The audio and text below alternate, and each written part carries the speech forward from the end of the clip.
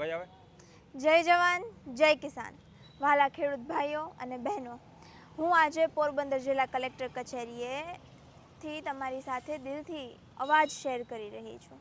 જે ખેડૂત રાત દિવસ કાળી મજૂરી કરીને, ટાઢ તડકો અને વરસાદ સહન કરીને દેશનું પેટ ભરે છે, આજે એ જ ખેડૂતના પેટ પર લત મારવાનો વારો અને હીન પ્રયાસ થઈ રહ્યો છે.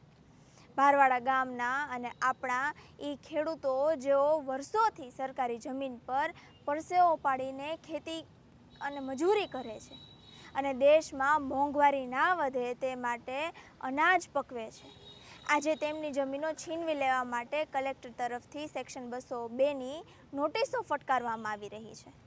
જે જમીન પર ખેડૂતો પેઢીઓથી વાવણી કરે છે, એ જમીન સરકાર પોતાના માનીતા અબજોપતિ અને મોટી કંપનીઓને ચરણોમાં ધરી દેવા માંગે છે.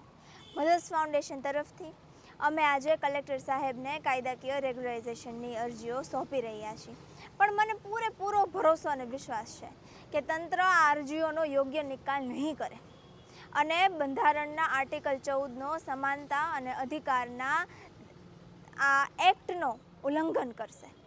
આ સરકાર અને એમના કલેક્ટરો કાયદાના નામે કેવો કાળો ખેલ રચે છે એનું ઉદાહરણ જુઓ તમે. ગામડાના નિર્દોષ ખેડૂતને એકદમ કંઈ ગણતા જ નથી અને એમની જમીનો એમના માનીતા ભાઈબંધોને આપી દેવામાં આવે છે, એમના ચરણોમાં ધરી દેવામાં આવે છે. સાંજે 5 વાગે નોટિસ આપે અને એમાં પણ એવું કે ભાઈ સોમવાર સુધીમાં જમીન ખાલી કરી દો એવી નોટિસ હોય પછી, અને નહીંતર મંગળવારે બુલડોઝર ફેરવી દેવામાં આવશે. વિચાર કરો મિત્રો, વચ્ચે શનિ રવિની રજા હોય ત્યારે ગામડાનો ગરીબ માણસ 5 દિવસમાં કઈ રીતે હાઈકોર્ટ પહોંચે, કઈ રીતે કાયદાકીય રક્ષણ મેળવે? આ રમત કાયદાની નથી, પણ ખેડૂતોને કાયદાકીય રક્ષણ મેળવવાનું અને રોકવાનો એક આ કાવતરું છે.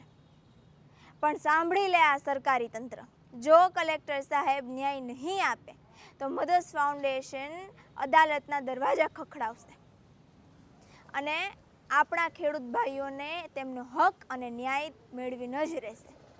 આજે હું સોશિયલ મીડિયાના માધ્યમથી આપ સૌ ખેડૂતોને 2 હાથ જોડીને એક વિનંતી કરું છું કે ભાઈ હવે જાગો, કે પછી વીજ લાઇનનો મુદ્દો હોય કે ભાઈ સરકારી હક હોય કે કોઈ પણ જમીનનો હક હોય કે પાક વીમાનો હક હોય, તમે જાગો, તમે તમારી લડત લડો અને અમે તમારી સાથે છીએ.